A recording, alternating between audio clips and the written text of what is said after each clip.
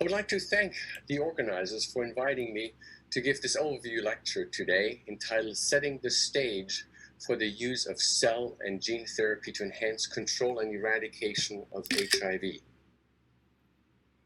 There are now almost 38 million people living with HIV around the world, and about 35 million have died from AIDS-related illnesses since the start of the epidemic. While antiretroviral drugs have been able to control the virus and thus improve the lives of billions of people living with HIV, we know these drugs cannot eradicate the virus and thus cannot cure HIV. This all changed with Timothy Ray Brown and his bone marrow transplant in 2007, when he received an allogeneic bone marrow transplant for acute myeloid leukemia. Timothy was living in Berlin at the time and had HIV, but needed a bone marrow transplant because his leukemia didn't respond to the chemotherapy anymore. Fortunately, his physician Gero Hutter looked for and found a donor who was not only a tissue match for his bone marrow transplant, but also resistant to HIV because of this delta 32 mutation in the CCR5 gene. So Timothy received his allogeneic bone marrow transplant from a donor who's also resistant to HIV, and he stopped his HIV drugs at the same time. This all happened in 2007 and was published in the New England Journal in February of 2009 with a follow-up of 20 months without a viral rebound. This is also when he became the Berlin patient, when Timothy realized what this meant for people living with HIV. He also revealed his name in late 2010. Timothy remained an incredible advocate and inspiration for so many people living with HIV and for researchers until his death last year. He died not from HIV, but because his leukemia had come back. I know he will be deeply missed by all of us, and we will hear more about his life later in this session. In large part because of Timothy's treatment success, NIH launched the Martin Delaney Collaboratories, named after Martin Delaney, who was also a lifelong advocate for people living with HIV/AIDS, and he worked very hard to make novel drugs and therapies available for people living with HIV. Keith Jerome and I were one of the 3 initial recipients of these Martin Delaney collaboratories, and we called our collaboratory Defeat HIV. The main goal of our collaboratory was, indeed, to develop cell and gene therapy for an HIV cure. We were the only collaboratory at that time pursuing gene therapy, and now, as you will hear later in the sessions, there are many investigators and groups working on gene therapy and genome editing and cell therapies for the treatment and cure for HIV. Now, of course, initially, we didn't know whether it was the CCR5 mutation that was so critical, or whether it was the allogeneic effect from the allogeneic transplant, or maybe even the chemotherapy or radiation that Timothy received for his transplant. And initial studies using an allogeneic transplant from donors without this CCR5 mutation were actually quite promising, as shown here in the so-called Boston patients. But then, unfortunately, as you know, after 12 and 32 weeks, both of these patients that initially looked promising rebounded with their virus. Therefore, were not able to control HIV. Now, what about other allogeneic bone marrow transplants with CCR5 delta 32 donors? There have been others, but these transplants are very complex and associated with significant morbidity and mortality, and really only for HIV-positive people with an underlying malignancy. The field became very encouraged again, though, when the London patient was reported just in 2019. And he also came out with his last name just last year, Adam Castillejo. And Jerome Groupman at that time wrote in the New Yorker, but these 2 cases, so the Berlin and the London patient, provide the proof of principle about the potential of stem cells that lack CCR5 and how CRISPR might be used to genetically inactivate CCR5. So as part of another large program funded by NHLBI, Paula Cannon and I have been leading an effort to study next generation gene therapy and genome editing approaches. And in particular, we wanted to understand what components might have been important or critical in Timothy's transplant and his cure. So we used a non-human primate model to study the different components, including the allo versus reservoir effect, the conditioning regimen, and also the CCR5 negative or edited cells, and want to evaluate how important these individual components were. We found that the allo effect alone in allotransplantation was not sufficient to control HIV, just like in the Boston patients, and that the conditioning regimen with total body radiation actually led to a worse rebound because of the loss of the anti-HIV immune control that was still present in these animals.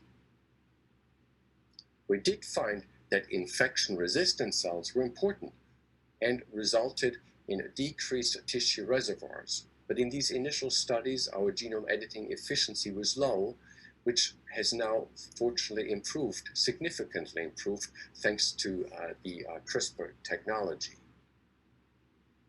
We've shown this more recently in another model in animals that receive gene-modified cells to reactivate fetal hemoglobin. And editing efficiency in these animals, as you can see here on this slide and in this publication, were more in the range of 20 to 30% using optimized gene editing technology and also optimized culture conditions for this ex vivo gene therapy or genome editing approach.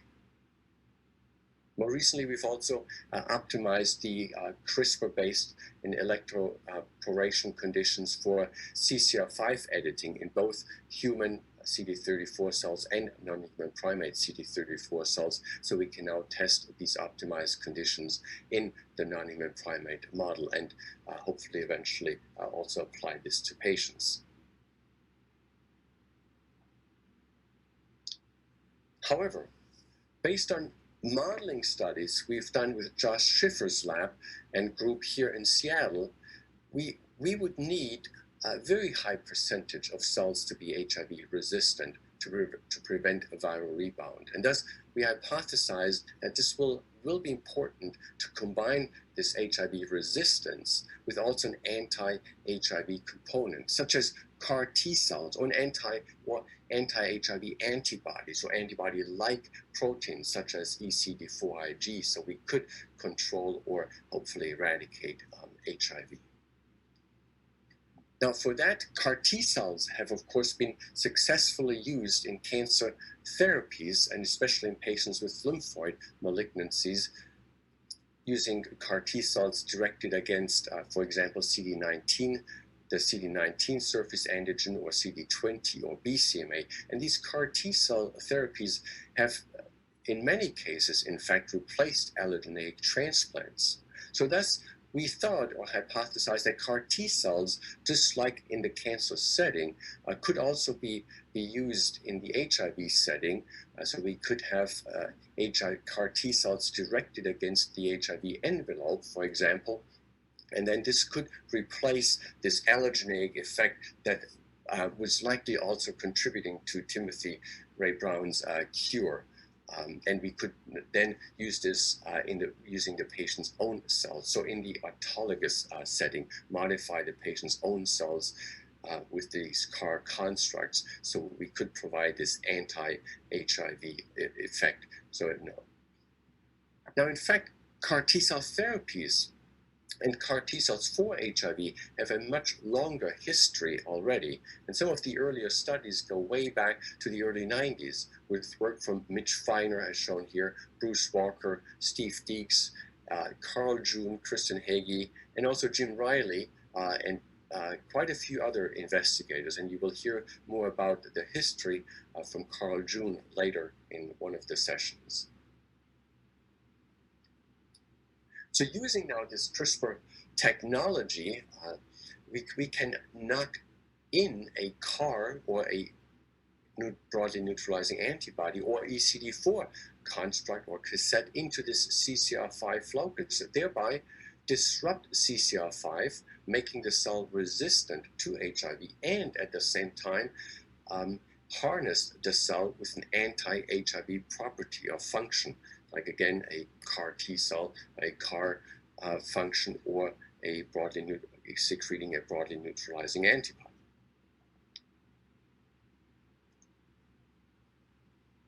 So if we now introduce this gene editing approach, knocking in a CAR construct or ECD4 Ig or broadly neutralizing antibody, if we knock this into hematopoietic stem cells or modify the hematopoietic stem cell, then of course the modification will get passed down to all the blood lineages, making them all resistant to HIV.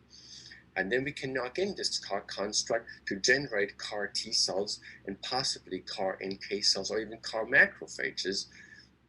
And we can also knock in a broadly neutralizing antibody or ECD4 Ig, so B cells will produce these proteins long term. We can, of course, also modify or target the T cells directly or the B cells directly. And we've recently shown that the generation of CAR T cells in collaboration with Jim Riley's group from the University of Pennsylvania, and you will also hear later from Justin Taylor how to modify the B cells directly. This is our publication where we've used peripheral blood T cells and modify them to generate CAR T cells against HIV. And we've worked with Jim Riley's group to use an antigen boosting technology. And using this improved CAR T cell manufacturing and boosting technology, we were able to show robust expansion of HIV CAR T cells in a non-human primate model. And this work was led by Chris Peterson and was a collaboration with the Jim Riley group from the University of Pennsylvania. Now, for stem cell-derived CAR T cells, we've been working in collaboration with the Scott Kitchen lab and Jerome Zak lab from UCLA. If we put the CAR construct into stem cells, as I mentioned earlier, then it will, of course, get passed down to all these other lineages, and we can produce, hopefully, long-term CAR T cells, and we can produce not only CAR T cells, but also CAR NK cells, potentially. We studied this, again, in our non-human primate model using a fairly simple CAR construct that recognizes the GP120, so a CD4 CAR, again, recognizing the infected cells via the GP120 protein on the cell surface. And what we found is, when we use this CD4 CAR, that these CD stem cell derived CAR T cells were able to provide multi-lineage engraftment in these animals long term, and that these cells then traffic to HIV reservoirs like the lymphoid germinal centers, the gut, and also traffic to the CNS. This is also shown here in this publication, where we show that these CAR T cells traffic to the lymph node germinal centers on the left side, and then also the green CD4 CAR cells in the brain on the right side. So we think stem cell-based CAR T cells may have some advantages to overcome, again, some of the limitations for T cell-based HIV CAR T cells.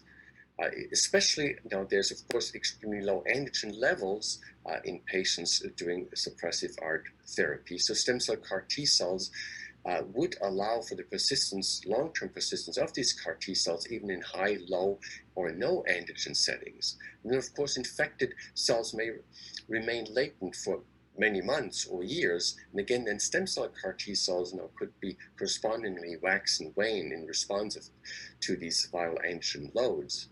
And of course, limited trafficking to tissues where HIV persists may be a problem with peripheral blood T cell derived CAR T cells. And here again, also stem cell derived CAR T cells may be more efficient in trafficking to B cell follicles or other tissues like the GI tract or CNS. Now, all of these studies I've been discussing so far, mentioning, have been done ex vivo. And of course, ex vivo, as exciting it is, this ex vivo gene therapy approach, whether it is for stem cells or T cells, it still has to be done in one of these fairly expensive, usually, high-tech facilities, just like those bone marrow transplants that Timothy Ray Brown received, or the London patient.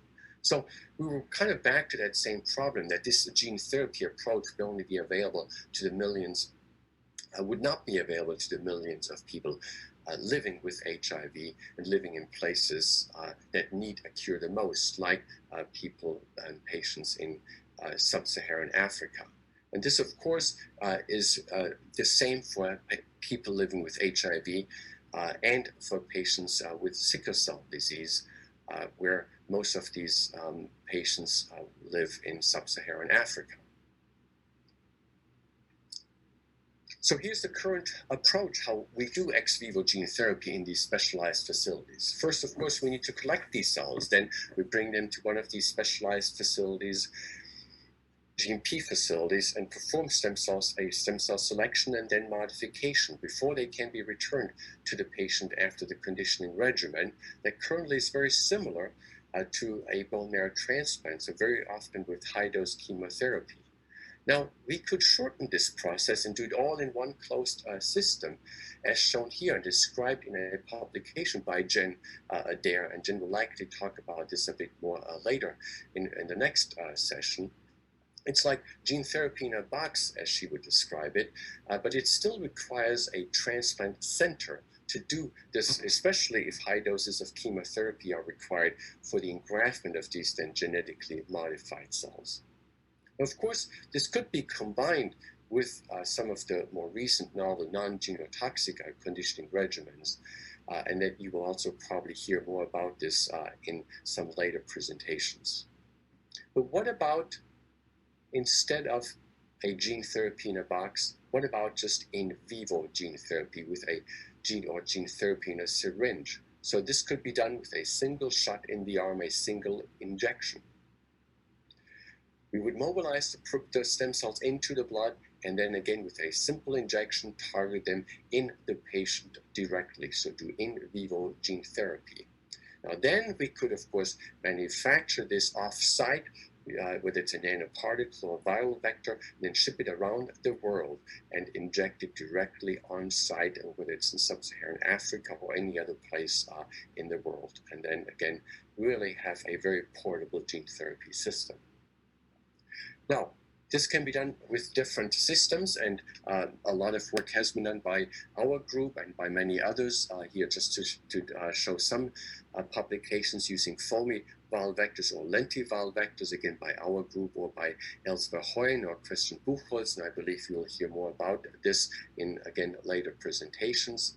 Of course, AAV has been used quite extensively in the past for in vivo gene therapy approaches to treat spinal muscular atrophy or inherited retinal diseases, and we'll also hear more about the progress using AAV to target hematopoietic stem cells by Hildegard Bühning and scientists from CRISPR Therapeutics. We'll also hear about a helper-dependent adenoviral vector system from Andre Lieber later in the session.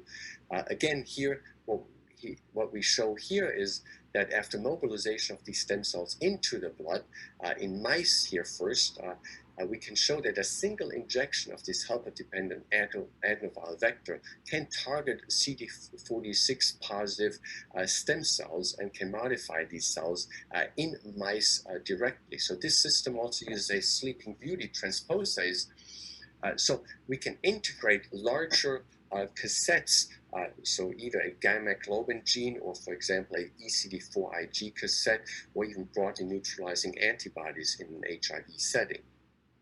The modified cells then home back to the marrow, and with an integrated MGMT-P140K selection cassette can then be selected in vivo in these mice, or, as I will also show, and Andre will show later, in non-human primates as well, so we can actually fine-tune and select these modified cells in the animals, and of course, hopefully also in patients, to levels that will be necessary to accomplish a therapeutic effect.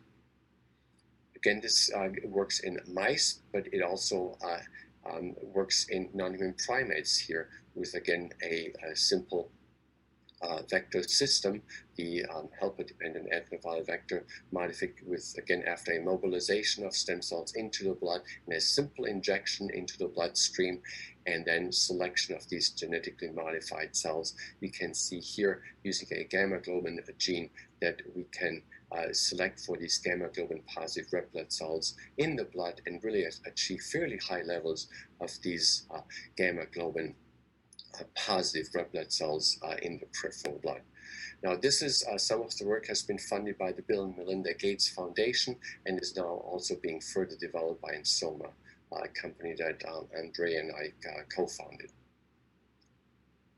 Now, of course, there's other in vivo delivery approaches. There's polymer-based nanoparticles, and of course, you will hear more about other types of nanoparticles, like the gold nanoparticle technology developed by Jen Adair, and of course, there's the lipid nanoparticles, which are currently being used fairly widely, including for vaccination purposes, and you will also hear more about the lipid nanoparticles in later presentations. Since my talk was about setting the stage, I also wanted to acknowledge that the important contributions from the Bill and Melinda Gates Foundation and the recent collaboration with NIH to support and fund the development of these in vivo gene therapy technologies. And I want to just also mention a quote from Francis Collins, that such treatments that happen entirely within the body, known as in vivo treatments, would be a major step forward from current treatments. So with this, I think I would like to come to my last slide and really end with a slide with some thoughts about the requirements for such an in vivo gene therapy. And this was provided by Mike McCune. As you can see, what we of course want is a safe in vivo gene therapy approach. It has to be portable, it has to achieve viral remission, durable, affordable, and repeatable. And with that, I would like to end my presentation. I would like to thank the many contributors from my own group and the many collaborators we've had really around the globe, and of course, funding agencies and the various companies that have also supported our work. And again, also wanted to highlight again the Bill and Melinda Gates Foundation that has supported this work. And in the next presentation, you'll hear an overview of strategies to bring cell and gene therapies to resource-limited parts of the world by Kisi Kitio and Jen Adair. Thank you very much again.